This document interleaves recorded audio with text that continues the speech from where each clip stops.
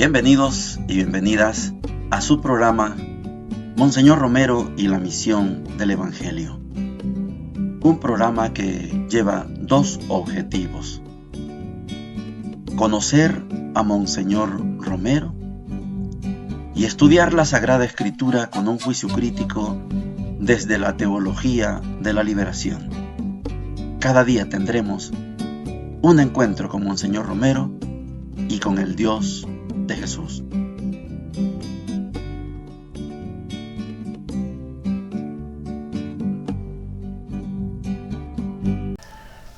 Hola, ¿qué tal? Este es su programa Monseñor Romero y la misión del Evangelio. Es lunes de la quinta semana de Cuaresma.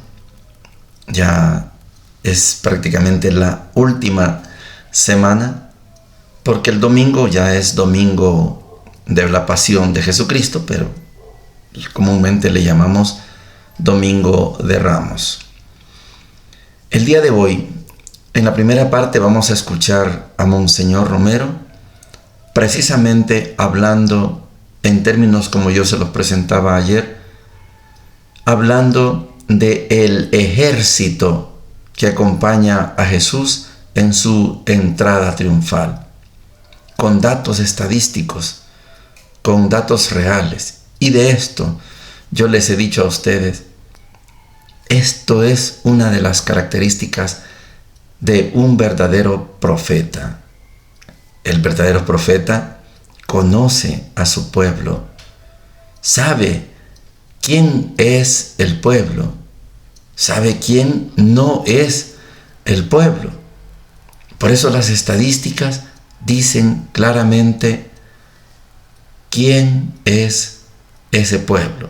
Oigamos a Monseñor. Son los pobres, de los cuales se acaba de analizar en la realidad de nuestra patria, allá en las CEPSIES de la OEA, en que participaron 3 ministros nuestros, el presidente del Banco Central de Reserva y el embajador salvadoreño ante los Estados Unidos, y donde confesaron una población salvadoreña que desde el 74 ha ido cada vez desnutriéndose más, porque un 16% es inferior las proteínas a lo que se recomienda para un ser normal. Y hay todavía un sector más necesitado, dijeron allá, que es un 44% inferior a lo recomendado, lo cual quiere decir en el pueblo salvadoreño que ahora peregrina en pos de Cristo, niveles de desnutrición en una tasa de mortalidad infantil y también muertes de desnutrición de adultos, como el que murió esta semana en Santa Ana, don Juan Portillo Álvarez, del cual se dijo que había sido por desnutrición. Es el pueblo que peregrina hoy junto al Redentor, el que tiene un 48% de las viviendas rurales sin servicios de agua potable y un 66% de las casas del país sin electricidad, y en el campo no hay en el 93% de las habitaciones la corriente eléctrica. Un pueblo con un 35% de analfabetos. Son informes en los cuales se reconocen otros déficits que dicen lo lamentable de este pueblo que va esperando a Cristo la gran liberación. Da una esperanza oír la palabra del ministro de Justicia, que declaró allá mismo que la justicia social es la única arma capaz de vencer a los enemigos de la democracia y de los supremos valores de la humanidad. ¿Qué otra cosa ha gritado la Iglesia de Jesucristo ante estas realidades espantosas de nuestro pueblo? Es el pueblo que ahora pide al Señor: Señor, inspira unas estructuras más humanas, más fraternales, en que haya verdaderamente un deseo de la liberación de nuestro pueblo. Es el pueblo que ahora va en pos del divino Mesías que trae redención, un pueblo que va creciendo en la espiral de la violencia. En esta semana han sido 26 las víctimas de la violencia. Se golpean zonas donde una familia, por ejemplo, en Cinquera, la familia Gámez, ya tiene 5 hombres asesinados, y uno de ellos, a pesar de ser un enfermo mental, se le tortura bárbaramente. Llegan noticias de atropellos en otros lugares, prisioneros que pasarán la Semana Santa esperando que se les pase a los tribunales después de haber sido capturados el 30 de marzo. Su dignidad, su libertad se está violando también así. Cecilio Antonio Murillo, 40 años con 4 hijos menores. Antonio de Jesús García, 41 años, 3 hijos menores. Fermín Landaverde, 40 años, 6 hijos menores. Tranquilino Pocasangre, 30 años, 2 hijos menores. Ricardo Hernández Barrera y Francisco Rosa, también casados y que dejan familias en la orfandad, mientras pasarán su Semana Santa carentes de una justicia que estamos pidiendo al Señor para nuestro pueblo. Gracias a Dios, de los secuestrados queda libre un hombre del Japón que desde su patria inspira un telegrama de agradecimiento a la Iglesia en El Salvador. También lamentamos que ante 2 hermanos nuestros de Inglaterra, la FARC haya dicho que ya el caso estaba cerrado. Sin embargo, en este domingo de esperanza, nos abrimos también a la esperanza de la Comisión de Derechos Humanos, la Iglesia que con Jesucristo trae la libertad de los hombres, la libertad de todo aquello que hace sufrir, clama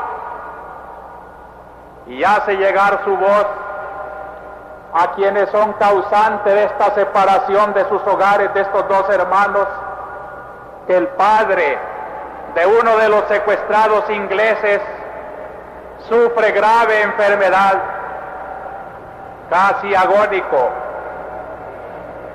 allá en la patria donde espera a su hijo. Ha venido un periodista inglés del Daily Record para ver qué pueden hacer para salvar a sus 2 paisanos. La Iglesia tiende su mano, la mano de Cristo liberador, y alza su voz para decir: todavía es tiempo, salvemos esas vidas. Quiero hacer eco a la palabra del Papa en este Domingo de Ramos cuando dice: estas violencias me han causado profunda amargura a mí y a todo aquel que tiene sentimientos cristianos de respeto por la vida, que es un regalo sagrado de Dios. El Papa dice que invita en esta Semana Santa a orar porque las mentes de todos acaben por entender la orden divina de amor mutuo, que es la única base de una sociedad justa y pacífica. Este es el pueblo que hoy sale al encuentro del divino Mesías.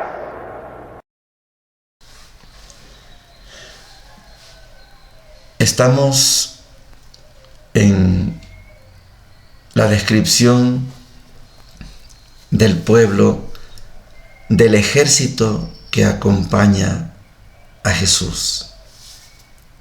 Ese ejército que yo estoy seguro, usted y yo, podemos reírnos si gusta, pero ese es el ejército de los pobres que acompaña a Jesús.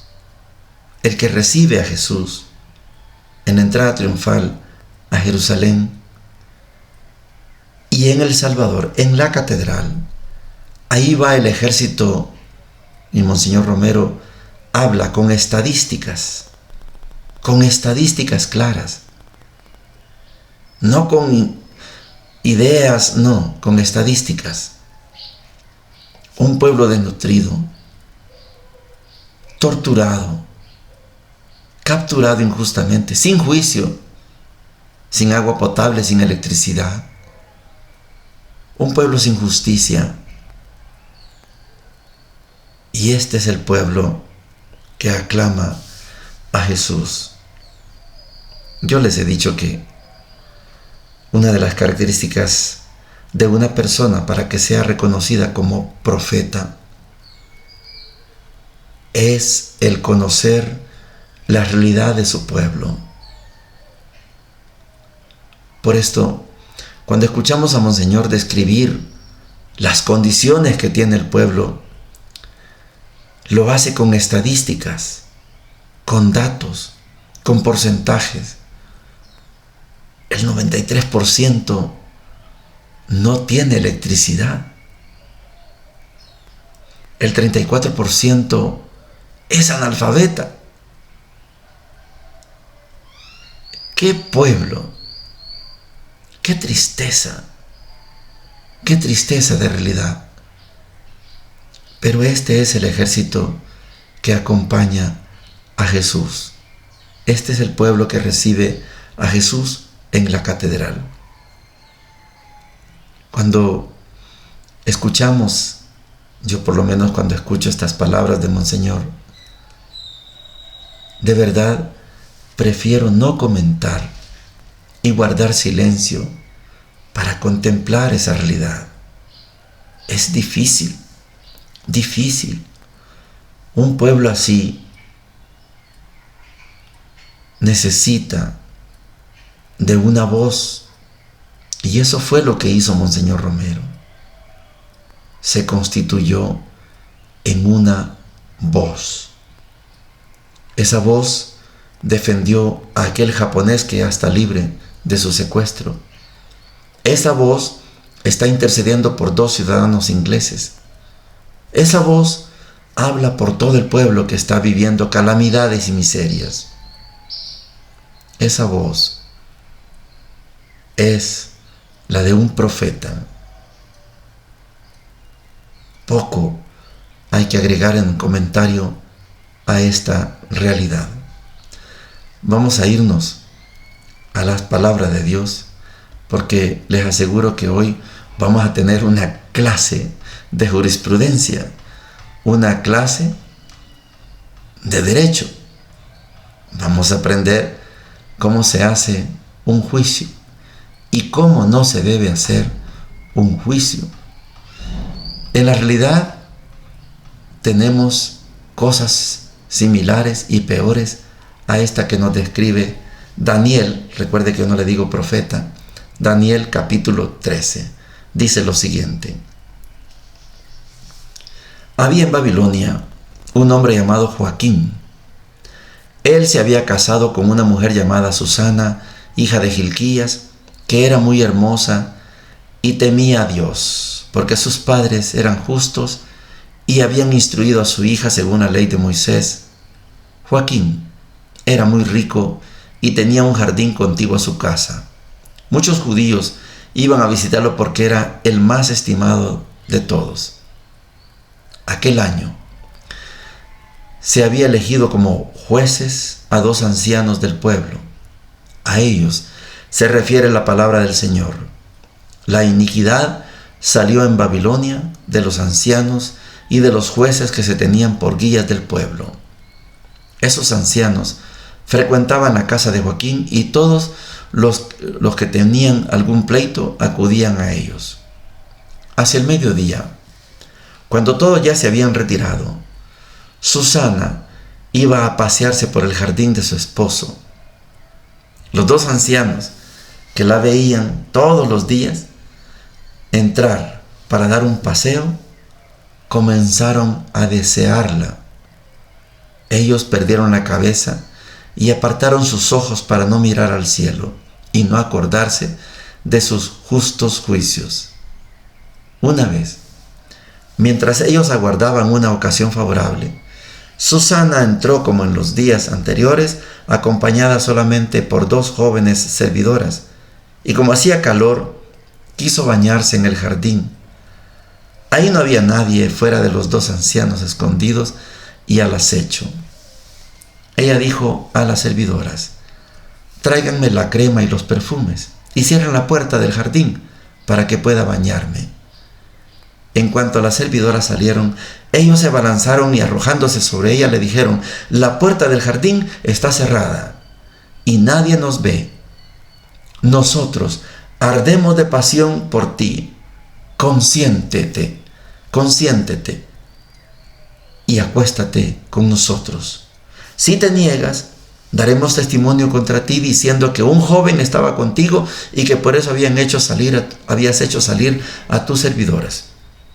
Susana gimió profundamente y dijo: no tengo salida. Si consiento, me espera la muerte. Si me resisto, no escaparé de las manos de ustedes. Pero prefiero caer en las manos del Señor sin haber hecho nada que pecar delante de Él.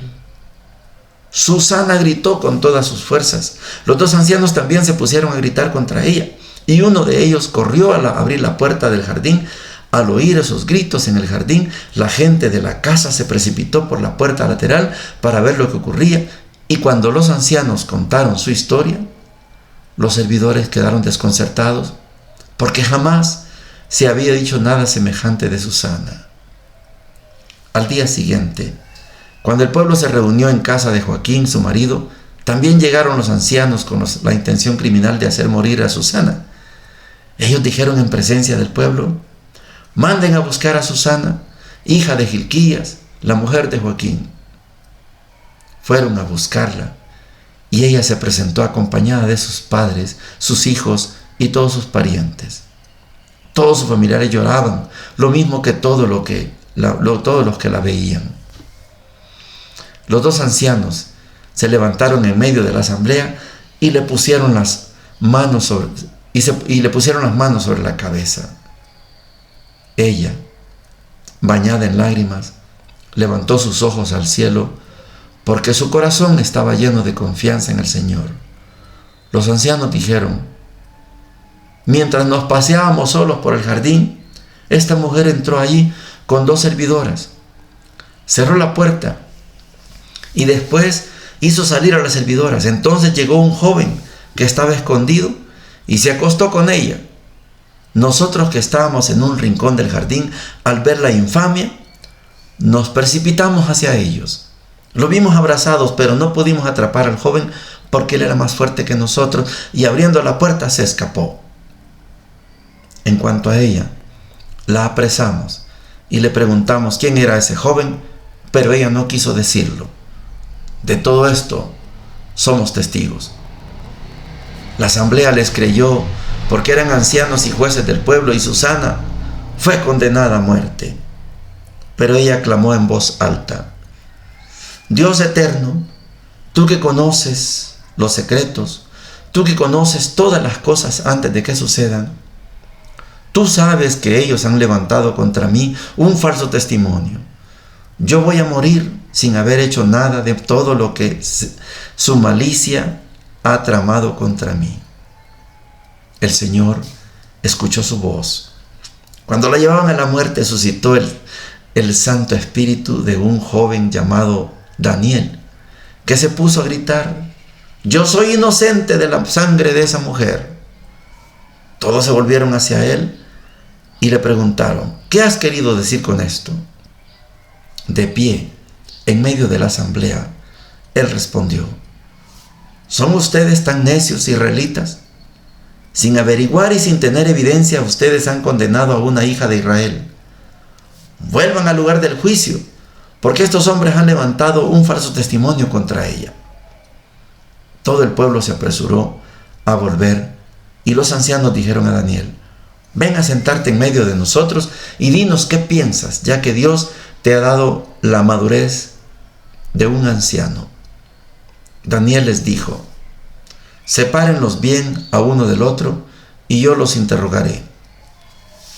Cuando estuvieron separados, Daniel llamó a uno de ellos y le dijo, hombre envejecido en el mal, ahora han llegado al colmo los pecados que cometías anteriormente cuando dictabas sentencias injustas, condenabas a los inocentes y absolvías a los culpables, a pesar de que el Señor te ha dicho, no harás morir al inocente y al justo. Si es verdad que tú la viste, dinos bajo qué árbol los has visto juntos. Él respondió, bajo una acacia. Daniel le dijo, entonces, has mentido a costa de tu cabeza. El ángel de Dios ya ha recibido de él tu sentencia y viene a partirte por el medio. Después que lo hizo salir, mandó venir al otro y le dijo, raza de Canaán y no de Judá, la belleza te ha descarriado, el deseo ha pervertido tu corazón. Así obraban ustedes con las hijas de Israel y el miedo hacía que ellas se les entregaran. Pero una hija de Judá no ha podido soportar la iniquidad de ustedes. Dime ahora, ¿bajo qué árbol los sorprendiste juntos? Él respondió, bajo un ciprés. Daniel le dijo entonces, tú también has mentido a costa de tu cabeza. El ángel de Dios te espera con la espada en la mano para partirte por el medio. Así acabará con ustedes. Entonces, toda la asamblea clamó en alta voz bendiciendo a Dios que salva a los que esperan en él. Luego todos se levantaron contra los dos ancianos a los que Daniel por su propia boca había convencido de falso testimonio y se les aplicó la misma pena que ellos habían querido infligir a su prójimo. Para cumplir la ley de Moisés, se los condenó a muerte y ese día se salvó la vida de una inocente. Palabra de Dios, te alabamos, Señor. Es una clase de jurisprudencia, no hay necesidad de comentarla. Jueces corruptos, Susana inocente y el Espíritu de Dios en medio de esa realidad. Un muchacho, Daniel, enfrenta a los dos ancianos jueces, a los que juzgaban, y ahora ellos son juzgados. Linda historia, útil, por supuesto, para saber en manos de quién está la justicia. El Evangelio de hoy está tomado de Juan capítulo 8, versículos del 12 al 20, y dice lo siguiente. Jesús dirigió una vez más la palabra a los fariseos diciendo, yo soy la luz del mundo. El que me sigue no andará en tinieblas, sino que tendrá la luz de la vida. Los fariseos le dijeron, tú das testimonio de ti mismo, tu testimonio no vale. Jesús les respondió, aunque yo doy testimonio de mí, mi testimonio vale, porque sé de dónde vine y a dónde voy, pero ustedes no saben de dónde vengo ni a dónde voy. Ustedes juzgan según la carne, yo no juzgo a nadie, y si lo hago, mi juicio vale, porque no soy yo solo el que juzga, sino yo y el Padre que me envió. En la ley de ustedes está escrito que el testimonio de dos personas es válido. Yo doy testimonio de mí mismo, y también el Padre que me envió da testimonio de mí. Ellos le preguntaron, ¿dónde está tu Padre? Jesús respondió: ustedes no me conocen a mí, ni a mi Padre. Si me conocieran a mí, conocieran también a mi Padre. Él pronunció estas palabras en la sala del tesoro cuando enseñaba en el templo, y nadie lo detuvo porque aún no había llegado su hora. Palabra del Señor. Gloria y honor a ti, Señor Jesús. Es una clase de jurisprudencia.